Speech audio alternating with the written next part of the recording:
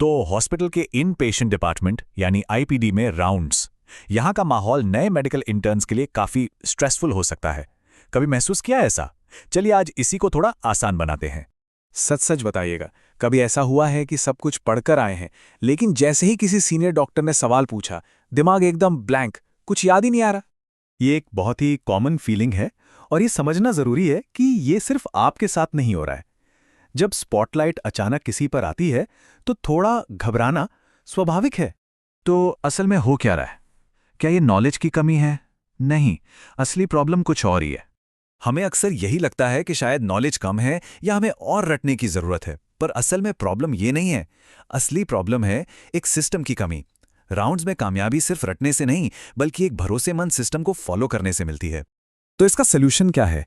एक वर्कफ्लो, एक ऐसा सिस्टम जो इंटर्न्स को अक्सर महसूस होने वाली उस अनिश्चितता और केओस से बाहर निकाल सकता है। देखिए, इन पेशेंट मैनेजमेंट 3 चीजों पर टिका है: स्ट्रक्चर, क्लैरिटी और प्रेजेंस। मतलब सिर्फ जानकारी याद रखना काफी नहीं है, उसे एक ऑर्गेनाइज तरीके से पेश करना वो ज्यादा जरूरी है। तो ये आत्मविश्वास आएगा कहां से? जवाब है एक सिंपल 4 स्टेप वर्कफ्लो में, जो पेशेंट्स को मैनेज करने में बहुत मदद करेगा।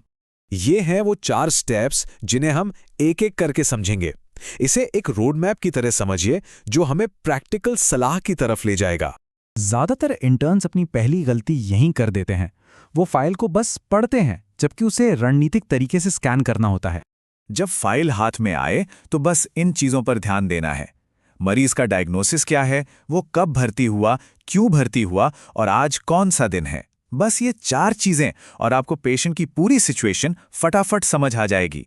अब आता है हमारा सर्वाइवल फॉर्मूला, सोप फॉर्मेट। यकीन मानिए, अगर इसे सही से फॉलो किया तो सीनियर डॉक्टर्स अपने आप ही आपको गंभीरता से लेने लगेंगे। तो ये सोप है क्या? ये बेसिकली पेशेंट की जानकारी को एक स्ट्रक्चर में डालने का बहुत ही पावरफुल तरीका है। चलिए इसे ब्रेक डाउन करके समझते हैं। बहुत सिंपल है। एस यानी सब्जेक्टिव, जिसमें रात की शिकायतें आती हैं। ओ यानी ऑब्जेक्टिव, जिसमें वाइटल्स और लैब रिपोर्ट्स।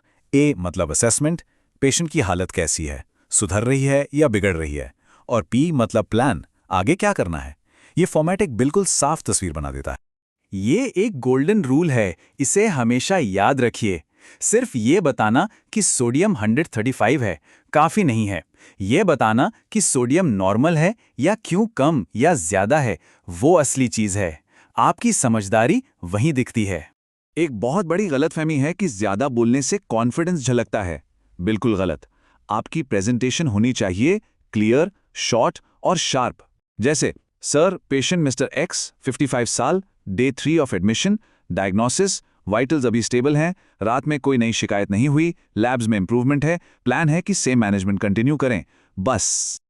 और अब हम आते हैं अपने चौथे स्टेप पर, मेडिकल ऑर्डर्स लिखना। ये सिर्फ एक काम नहीं, ये एक बहुत बड़ी जिम्मेदारी है। यहां देखिए, एक अस्पष्ट ऑर्डर और एक स्पष्ट ऑर्डर में जमीन आसमान का फर्क है। सिर्फ इंजेक्शन एंटीबायोटिक लिख देना खतरनाक हो सकता है। कौन सा इंजेक्शन, कितना डोज, कैसे देना है, हर डिटेल जरूरी है। अगर जरा भी डाउट हो तो हमेशा कंफर्म करें, अंदाजा कभी ना लगाएं।